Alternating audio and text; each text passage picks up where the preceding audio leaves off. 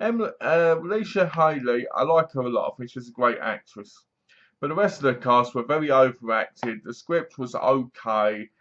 The cinematography wasn't all that. I just didn't enjoy it as much as I thought I would, you know. These After Dark original movies are starting to tell me that they're all bad because I watch them and there's nothing special about them. I might as well be watching Tales of the Crypt episodes because they're short. But I will say this: when the film starts, the suspense does grow in it, and the suspense is pretty good. But the payoff isn't, in my view. It's an all right film. It's it's not good, but it's okay. It's one of those films where if you were watching, you know, when you go on those cheap movie channels and you flick over and you're like, oh, what's this? Fertile Ground? I haven't seen it, but I'll give it a go. I know it's going to be cheap. I know it's going to be not so good, but it'll be okay, you know? And you put it on and you watch it afterwards and go, I could have watched a far better movie. And this film's not that great, but it's okay. It did the job. It was nothing new. It was very cliche. Nothing special about it.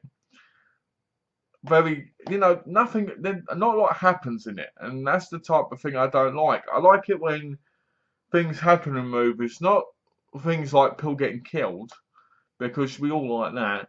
But I like it when there's actually some real development in the characters and that, you know, and some real personality. And the one thing I did like was that Emily Weaver did start going a little bit crazy. Like, she wondered if she was seeing things. She was baffling onto people, and they weren't believing her and stuff like that. And you just sit there going, is this all in her head, or is she doing it? Is she killing people? What's happening? So I did like that about the film. I also liked that it had, you know, it was, most of the characters did their job all right, you know. Obviously it was an after dark film, so it wasn't a bit, you know, it wasn't that great, but it was all right.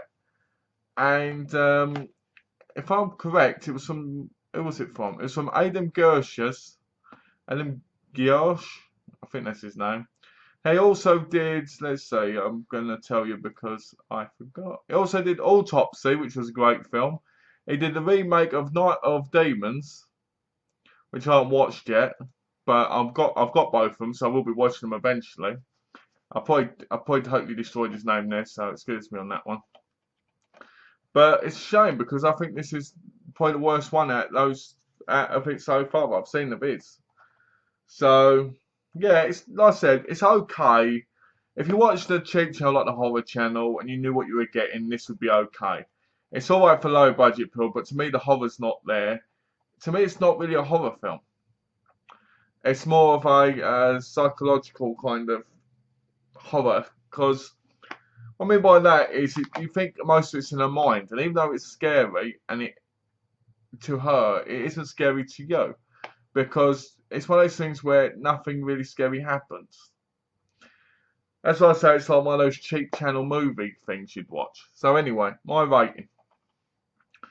So it's an okay movie. It's not great. It's not special. It's not something once you watch you're going to watch again, unless you like really low budget movies. I do recommend giving it one watch if you've got free time and you fancy watching a cheap movie, because it's okay.